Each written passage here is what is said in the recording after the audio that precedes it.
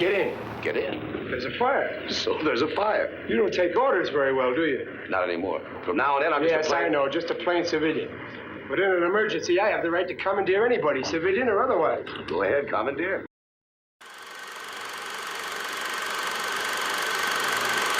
Hello to all of the classic people that are returning. I'm glad you're back. I want to welcome any new visitors. As a technical note, references and citations are listed for each show on the site at classicmovierev.com. Today on the Classic Movie Review podcast, we're taking on the crime mystery Dangerous Mission 1954. IMDb.com lists this as a film noir, but is very light on anything noir. The movie is rated 5.8 on IMDb.com. On RottenTomatoes.com, it has a very low 20% audience approval. Yes, this movie is really that bad. I liked it because it's set in a national park, and I spent so much time with that agency. New York Times film critic Bosley Crowthers hated this film and said, quote, "Since our great national parks are open to virtually anyone who cares to visit them, there probably is no way of preventing their occasionally being exploited and abused.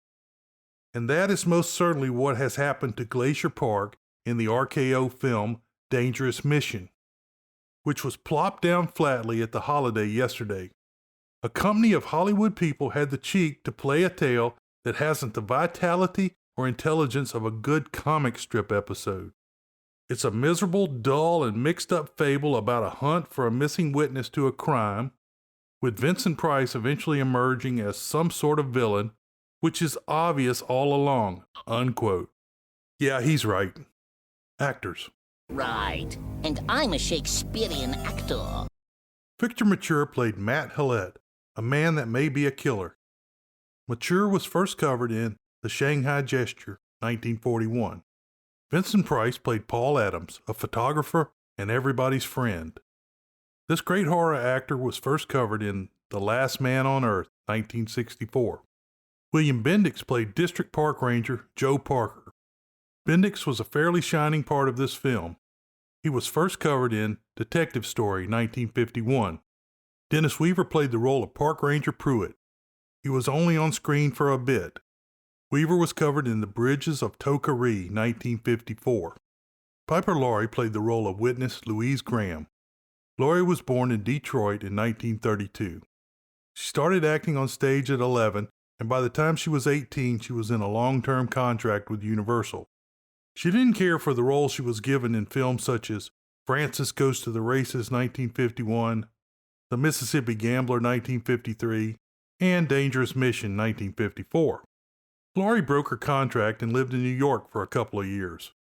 She was nominated for a Best Actress Oscar for her work in The Hustler, 1961. Surprisingly, she took 15 years off following The Hustler to work on making the world a better place.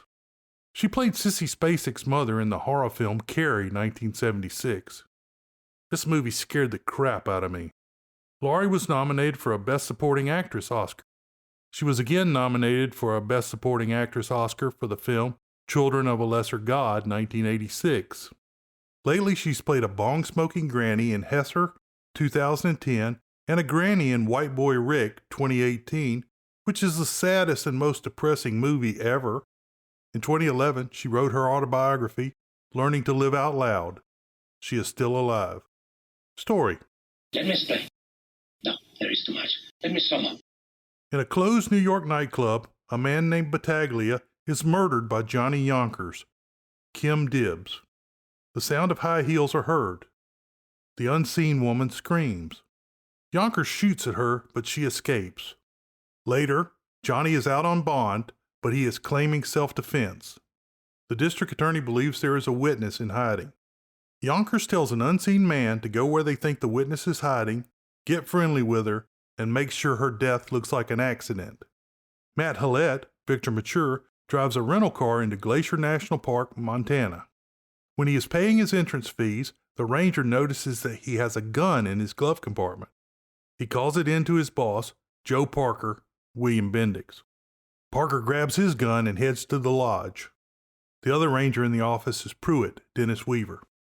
Hallett asks for a single in the lodge, And amazingly, they have one.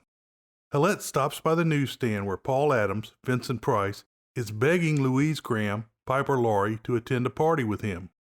There is a beautiful Native American girl, Mary Tiller, Betta St. John, that works at the newsstand. She reminds Paul, who always carries a camera, that he promised to take a picture of her. Hillette tries to pick up Louise. Hillette then sends a telegram saying their friend is there and he will proceed as planned. Hillette heads straight to the bar where Paul is drinking. They begin to talk when Ranger Parker comes in and asks Hillette to come outside. Parker asks about the gun, and Hillette shows him his New York permit. I'm District Ranger Joe Parker. Yeah. That gun in your glove compartment, why didn't you declare it? I have a permit. Matt Hallett, New York City. Marine. Ex-Marine. As of 2 months ago. The gun still should have been declared. All right. I'll declare it now. Permit or not, there's no hunting in the park, you know. Now, what kind of hunting could I do with the 38?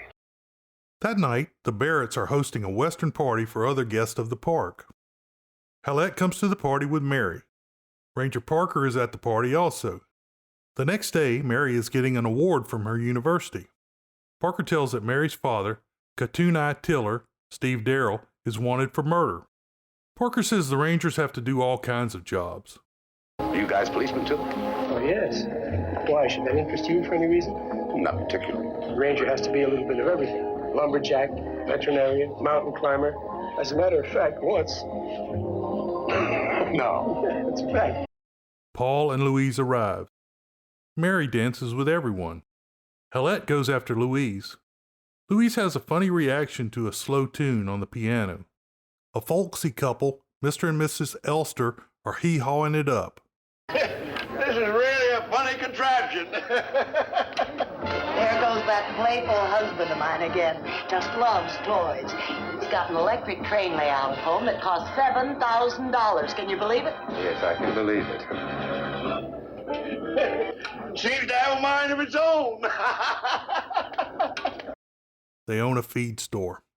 Suddenly, some rumbling from an avalanche is heard. Stones begin crushing the house as everyone runs. They are all trapped in one room. Ranger Parker takes control. However, live wires are down and are on the verge of setting the house on fire. Former Marine Hillette dodges the sparks and climbs the power pole and pulls the breaker. The next day, Hillette comes to the lobby. A lot of Native Americans are gathering for a ceremony. Paul has already made a date with Louise for the ceremony. Mary is off working with the tribe. Paul takes pictures and is having a grand time. Hillette arrives late. Paul gets a page from the hotel and has to leave Louise behind. Hillette moves in on Louise. Mary runs into Paul and asks for her picture. She is wearing a leather miniskirt Indian dress, looking pretty outstanding. Hello, Mr. Adams. Oh, hello, Mary. Oh, Mr. Adams, will you take a picture of me in my costume? Costume? It's for the ceremonial.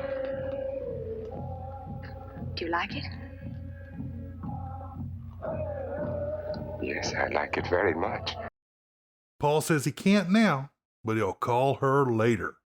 Hillette gets Louise over to the lake. He begins hinting about her and Paul. He asks why she is working so far from home. He tells her age and where she is from. He then asks about the slow music. He asks her if it reminds her of something from a New York nightclub. She gets vertigo, and when Hillette grabs her, she screams.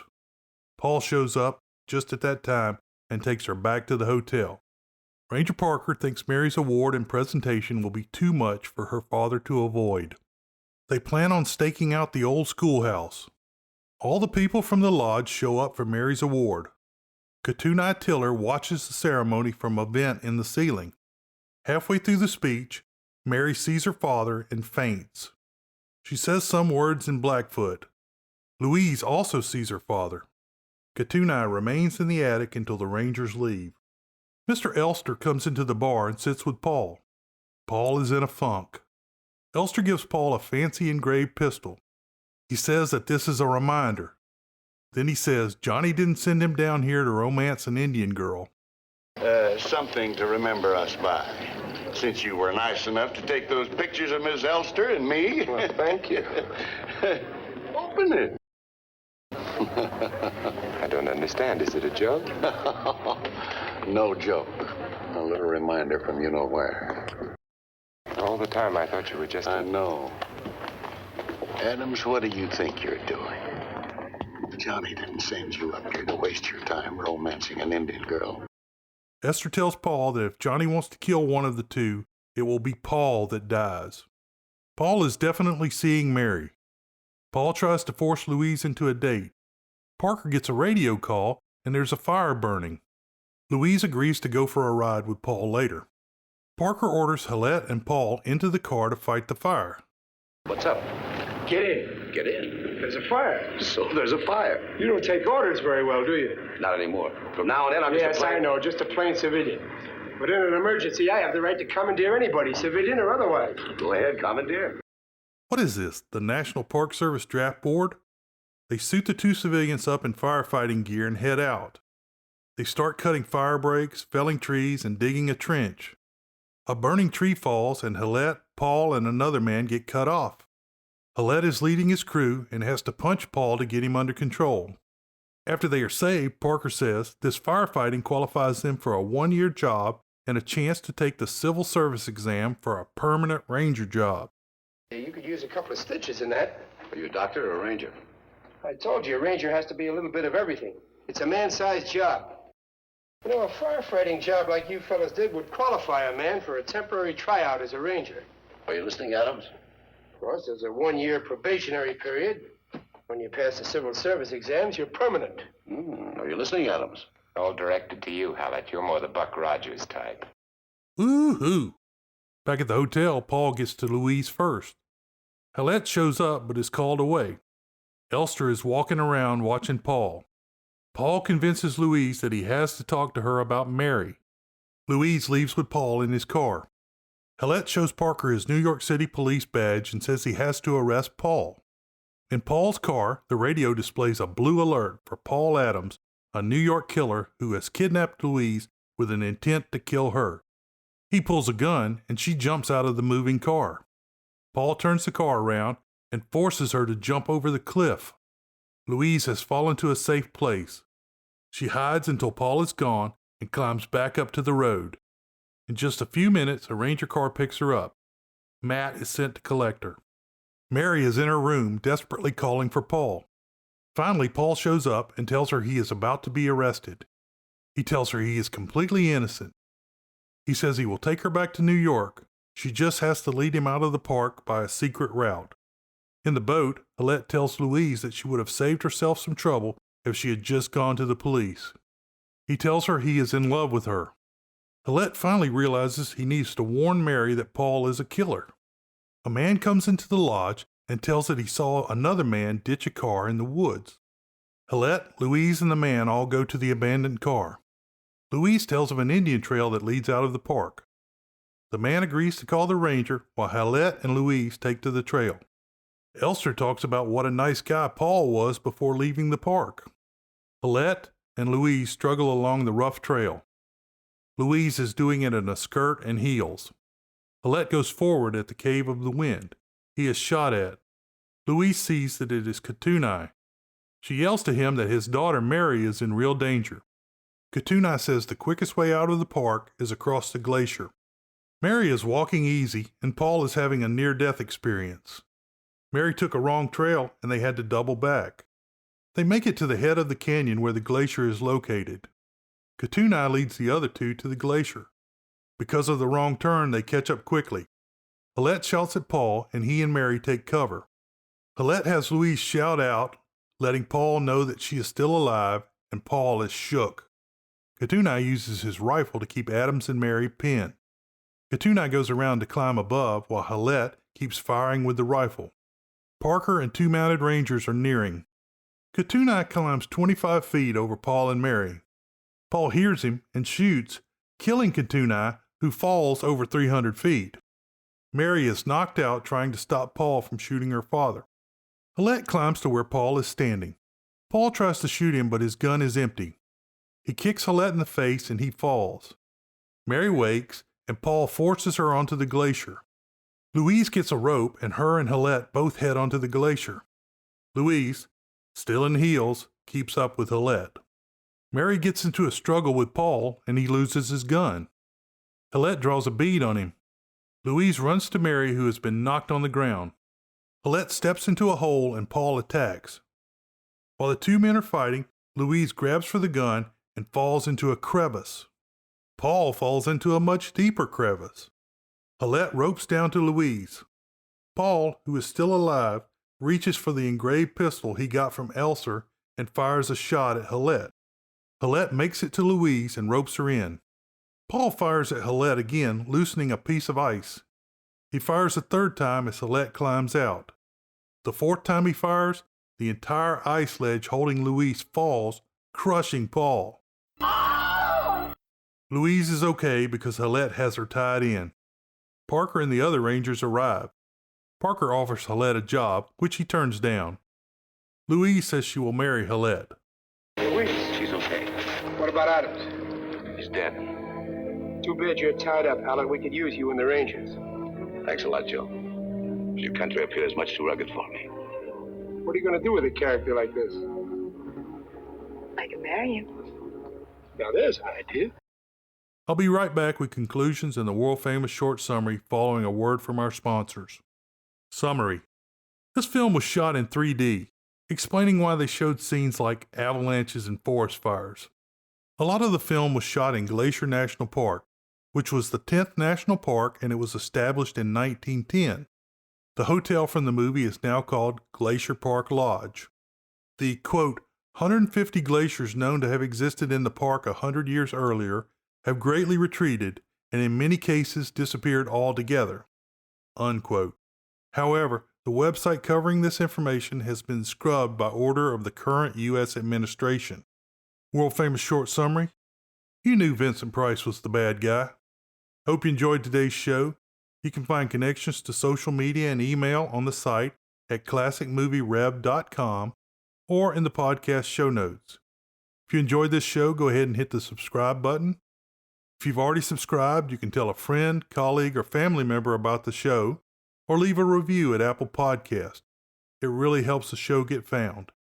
If you want to comment, suggest a movie, or help out, contact me by email at jec@classicmovierev.com. Beware the Moors.